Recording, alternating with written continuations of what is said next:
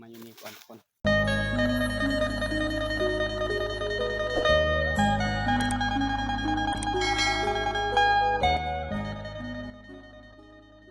เอาสวัสดีทุกคน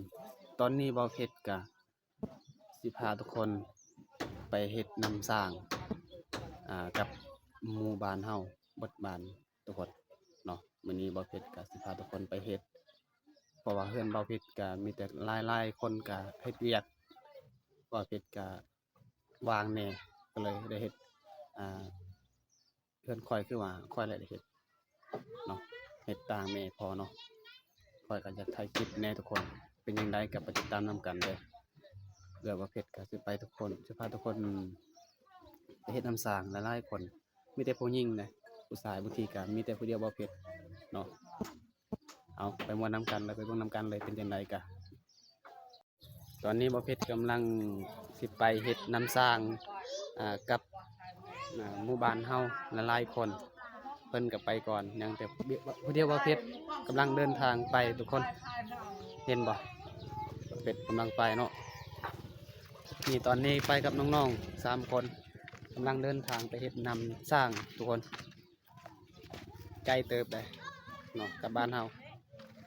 บ้าแดดแห้งทุกคนตอนนี้กำลังเดินทางไปเฮ็ดน้ำสร้างนี่น้องๆ2คนอันนี้จะเป็นบ้านคุณสีเมืองหนองแขวงชนเขตชนเผ่ามังกรบ้านป่าบ้านดุงเขตชนบทชนเผ่ามังกรเนาะอันนี้จะเป็นบ้านนอกบ้านนาเลยทุกคนหลายคนก็ไปก่อนแล้วเนาะเดี๋ยวบ่าวเพชรก็สิคอยไปเฮ็ดน้ำสร้างทุกคน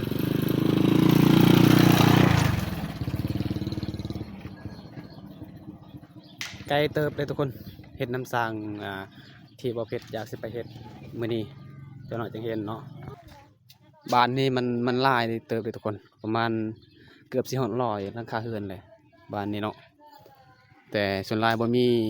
หลังใหญ่มีแต่หลังน้อยๆเรือนเนาะเอาไปเบิ่งนำกันเลยทุกคน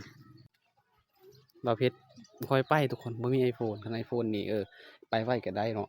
อันนี้จะเป็นเรือนแบเขาเฮ็ดข้าพเจ้าเฮ็ดเรือนแบเรือนมีแต่หลังน้อยๆบ้านนี้เนาะนี่นำสร้างมื้อนี้ความสามัคคีฮักแพงกันในหมู่บ้านเฮาเฮ็ดแบบเต็มเบิดอ่าผู้หญิงผู้หญิงผู้สาวเด็กน้อยก็ไปเฮ็ดพร้อมกันทุกคนเขตบ้านนี้โอ้สุดยอดสามัคคีแพงละสามัคคีฮักแพงหลายกันเด้จนบ่มีคำสิเว้าเดี๋ยวจังน้อยก็เห็นเนาะบ่อนน้ำสร้างทุกคนนี่น้องๆก็กำลังแบกน้ำทุกคนป้าเพื่อสิดำรงชีวิตได้กินน้ำเนี่ยมันบ่ได้ง่ายทุกคน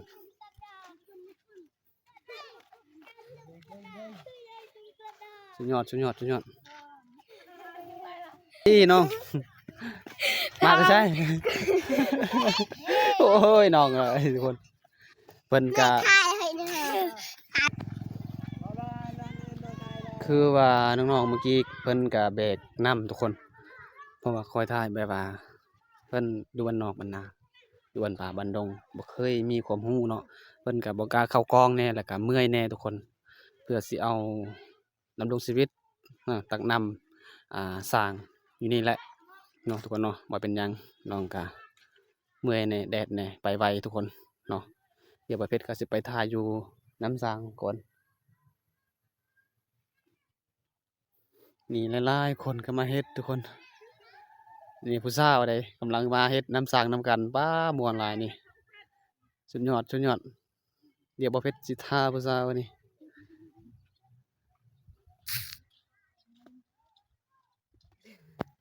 ไปใช้เอ้ยไปใช้ไปเฮ็ดน้น้ำสร้างเนาะำกินน้เอ้าไปเฮ็ดน้ำสร้างอยู่ใช่บ่หรือว่าตักน้ำอยู่พูนป้าเอ้ยก็เว้าบ่ค่อยเก่งภาษาลาวทุกคนเพิ่นก็ว่าไปเฮ็ดน้ำสร้างอยู่นี่แหละเนาะความสามัคคีฮักแพงกันหมู่บ้านเฮาสุดยอดหลายนี่จะเป็นผู้สาวป้าผู้สาวทุกคนเพิ่นก็บ่กล้าเข้ากองเนาะบ่เป็นหยังอันนี้จะเป็นน้องๆก็กำลังสิไปนำกันแหละนี่จะเป็นเอื้อยแบกน้ำทางเพื่อดำรงชีวิตจะกินน้ำมันบ่ได้ง่ายทุกคน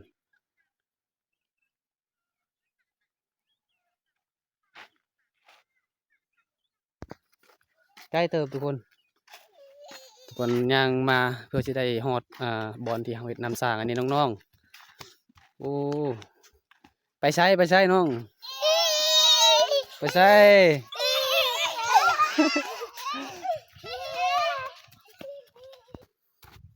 นี่ว่าคือว่าธรรมศาสตร์ในหมู่บ้านเฮาทุกคนอยู่บ้านป่าบ้านดงนี่โอ้สุดยอดหลายคือว่าความอุดมสมบูรณ์เนาะ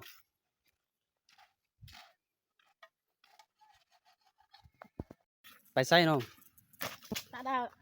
ไปเฮ็ดน้ำสร้างบ่อยู่ไส เมื่อกี้ อยู่หน้าเนี่ยเนาะ อืม หลายบ่คนบ่ ตุ้ยนะ โอ้หลายเนาะ อืม โอ้มีผู้ชายในบ่ ฮะ มีผู้ชายในบ่ ตุ้ย เออเอาไปนี่จะเป็นพวกเอื้อยกำลังไปเฮ็ดน้ำสร้างนำกันทุกคนเห็นบ่หลายๆคนเนาะความสามัคคีฮักเพลงกันป้าสุดยอดหลายไปใช่เอ้ย ไปตักน้ ตักน้ำเฮ็ดน้ำสร้างพร้อมเนาะ ำ โอ้สุดยอด ไอ้กูโตอยู่ใน เอา ไม่เด้อ ไปเฮ็ดน้ำบ่โอ้สุดยอดหลายความสามัคคีฮักเพลงกันในหมู่บ้านเฮาทุกคนพวกเอ้ยก็กำลังมาบางคนก็ไปฮอดแล้วบางคนก็ยังมากำลังไปเนาะทุกคนเนาะเดี๋ยวใกล้สิฮอดแล้วทุกคนเลยนี่ทุกคนใกล้สิฮอดแล้วเพราะว่าบ้านเฮาเตรียมสิเฮ็ดน้ำสร้างนี่หลายๆคนมีผู้สาวผู้เอ้ยแหน่เด็กน้อยแหน่เนาะป้าสุดยอดความสามัคคีฮักเพลงกันในหมู่บ้านเฮาอยู่บ้านป่าบ้านดงเขตชนบทสมพรมังกรรู้เนาะทุกคนเนาะอันนี้กำลังทาหมู่เพราะว่าทาแบบว่าครบหมู่บ้านเฮามาฮอดนำกันร่วมไม้ร่วมมือเนาะร่วมจิตร่วมใจเฮ็ดสร้างเฮ็ดน้ำสร้างเพื่อสิได้กินสบายกะความเฮ็ดเนาะทุกคนเนาะนี่จะเป็นพวกเอ้ยหลายๆคนกำลังทาหมู่ทุกคนเหยียบเฮ็ดน้ำสร้างเนาะว่าเฮ็ดก็เฮ็ดคือกันได้จักหน่อยมีพวกเอ้ยแล้วก็มีเด็กน้อยมีผู้สาวหลายคนทุกคน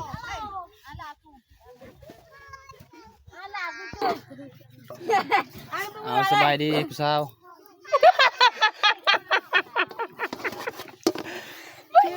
เสาร์อาทิตย์ไปใส่มื้อนี้บ่ ตาดาว ไปเฮ็ดน้ำอันนี้ซื้อหยังเจ้าบ่ซื้อหยังฮะเอามีแต่เยี่ยมผู้สาวทุกคนมีแต่สาวน่าฮักบ้านนี่เนาะอยู่บ้านเขตชนบทบ้านป่าบ้านดง อะไรกันจังเลย ไปเฮ็ดน้ำบ่สาวเฮ็ดปลาน้ำอยู่ไสอยู่น้ำสร้างเนาะ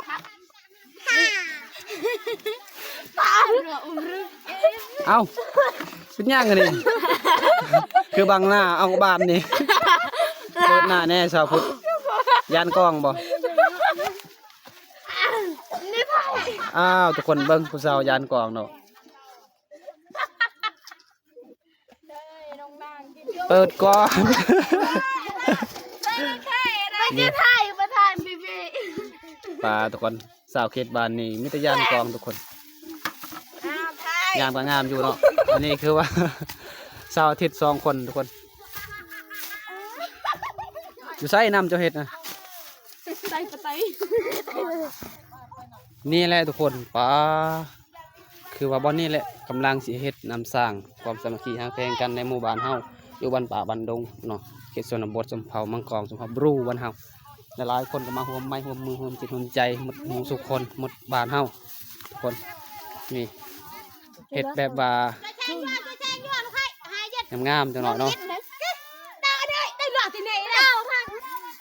นี่แหละในหมู่บ้านเฮาความสามัคคีเฮ็ดนำสร้างนำกันทุกคนมื้อนี้ม่วนหลายมีความสุขบ่เผ็ดก็ไปเฮ็ดนำกันนี่เด็กน้อยป้าผู้ใหญ่ผู้เด็กน้อยก็ไปเบิดทุกคนผู้สาวผู้แซ่บ้านนี้โอ้สุดยอดหลายอันนี้จะเป็นดินนาในหมู่บ้านเฮาเนาะทุกคนเนาะและอันนี้น้ำสร้าง เดี๋ยวจังน้อยบ่เพชรก็สิไปตัดไม้บ่หรือว่ารักษาอนามัยนํกันอยู่นี่แหละเนาะแต่มันมีคำสิเว้าได้ทุกคนความสามัคคีในหมู่บ้านเฮานี่โอ้สุดยอดคักหลายเนาะ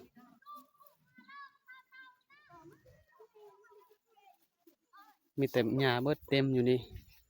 ทุกๆปีได้ในหมู่บ้านเฮาเฮ็ดแบบว่าความสามัคคีฮักแพงกันทุกคนบ่มีเงินเทินเฮ็ดแต่ว่ารักษาอนามัย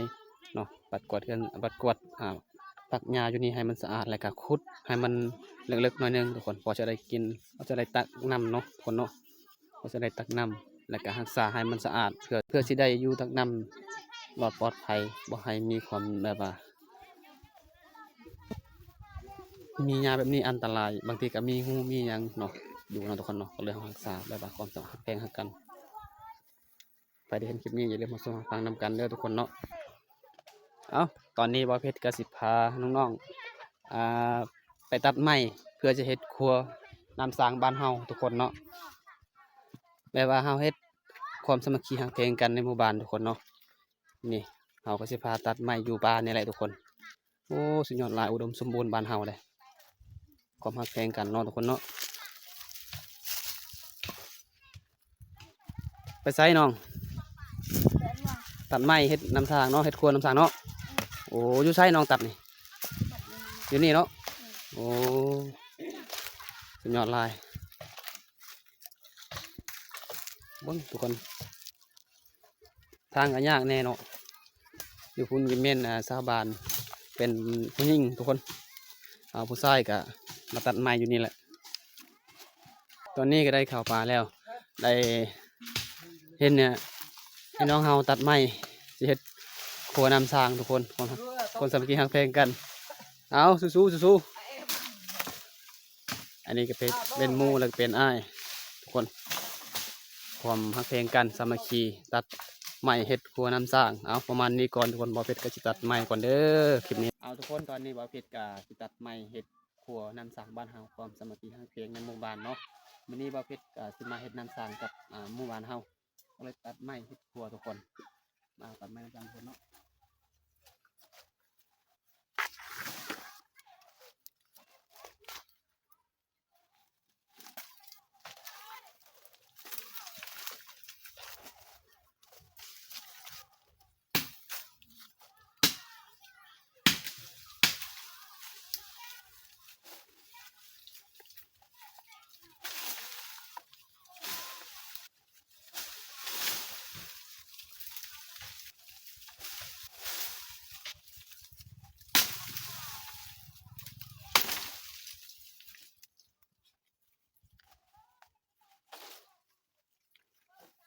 ตัดไม้เฮ็ดครัวน้ำสร้างทุกคนเลย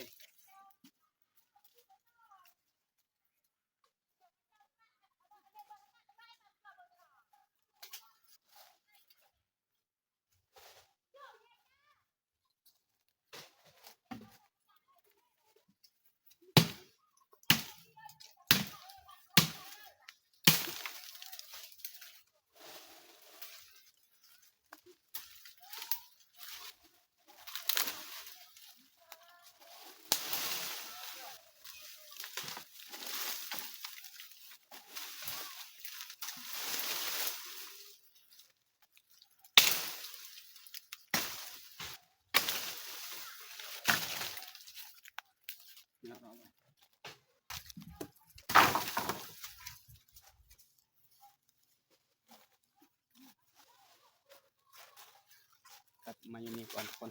เอาทุกคนไปได้เห็นคลิปนี้แล้วหลังจากบ่าวเพชรเฮ็ดน้ำสร้างมื้อนี้เรียบร้อยสำเร็จก็สำเร็จแล้วเนาะก็อย่าลืมบ่าวเพชรฝากกดไลค์กดแชร์กดติดตามรับชมรับฟังแต่ต้นจนจบคลิปนี้ประมาณนี้แหละพบกันคลิปใหม่ทุกคนบ๊ายบาย